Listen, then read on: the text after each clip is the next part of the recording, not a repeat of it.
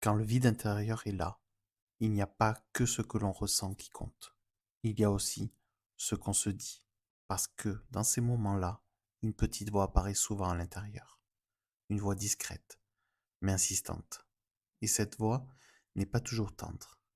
Elle peut dire: tu es encore comme ça, tu n'avances pas, il y a vraiment un problème chez toi.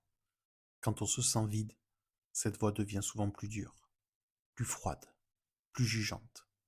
Et sans qu'on s'en rende compte, elle peut rendre le vide encore plus lourd. La première chose importante à comprendre, c'est que cette voix n'est pas la vérité. C'est une voix apprise, une voix qui s'est construite pour tenter de te protéger ou pour t'aider à tenir dans les moments difficiles. Mais aujourd'hui, quand le vide est là, elle n'aide plus vraiment. Alors l'objectif n'est pas de la faire taire, ni de la remplacer par des phrases positives dans lesquelles tu ne crois pas. L'objectif, c'est de changer légèrement la façon de te parler.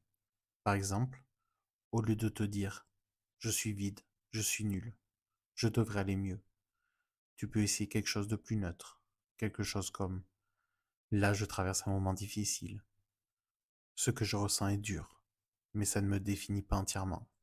Ce n'est pas de la gentillesse forcée, c'est juste moins de violence intérieure.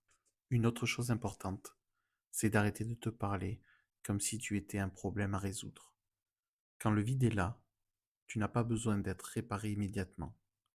Tu as surtout besoin d'être accompagné, même par toi-même. Imagine un instant que ce que tu vis, c'est quelqu'un que tu aimes qui le traverse. Tu ne lui dirais pas: bouge-toi, ressens quelque chose, arrête d'être comme ça. Tu lui dirais plutôt: je vois que c'est dur, je suis là, tu peux prendre ton temps. Te parler ainsi ne fait pas disparaître le vide, mais ça enlève une couche de douleur en plus, celle du jugement. Petit à petit, changer cette voix intérieure peut rendre le vide moins agressif. Il reste difficile, mais il devient moins solitaire.